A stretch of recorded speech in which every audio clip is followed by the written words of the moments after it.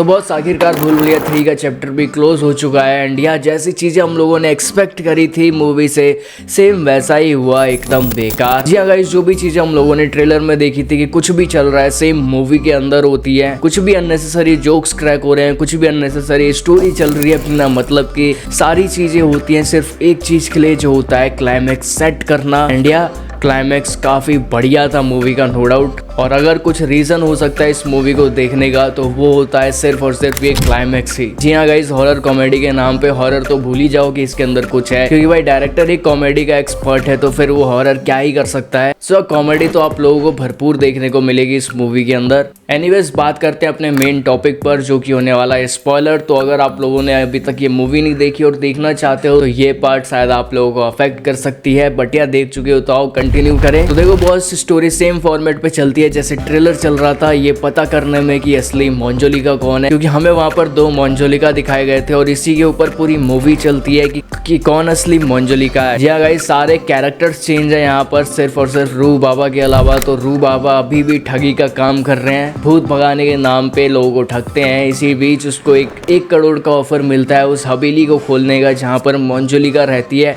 ताकि वो लड़की तृप्ति धिमरी उस हवेली को बेच सके। चीजें आगे बढ़ती हैं और रू बाबा लालच में आकर उस हवेली का दरवाजा खोलने जाते हैं जहाँ पर 2 मोंजोलिका निकलती है और उसी के बीच पूरी मूवी चलती है। बट एंड होते होते आता है हमारे पास एक क्लाइमैक्स और हमें मालूम चलता है कि इन दोनों में से ही कोई भी मोंजोलिका नहीं थी। जी हाँ बॉस, असली मोंजोलिका तो किसी तीसरे दरवाजे के पीछे छुपा हुआ था जिसने कि ये सारा ढोंग रचा था, क्योंकि जो ये 2 मोंजोलिका थी ये सारे रियल बंदे थे, इनका पुनर्जन्म हुआ था और जो असली मोंजोलिका थी वो इससे बदला लेना चाहती थी। अब बदला किस चीज का, तो भाई पास्ट हमें दिखाया जाता है जहाँ पर हम देखते हैं राजा के 2 बेटी के साथ साथ एक बेटा भी था देवेंद्र नाथ, जो कि लड़की बनकर नाच करने का बड़ा शौकीन था, इसीलिए उसको जिंदा जला दिया जाता है। और बात सिर्फ इतनी नहीं थी, मेन मुद्दा ये था कि इन दोनों बहनों ने ही राजा को सब कुछ बताया था अपने भाई के बारे में, ताकि सिंहासन की गद्दी इनकी हो सके। और यही रीजन था कि राजा ने देवेंद्र नाथ को जिंदा जला दिया, जिसके बाद वो बदला चाहता था।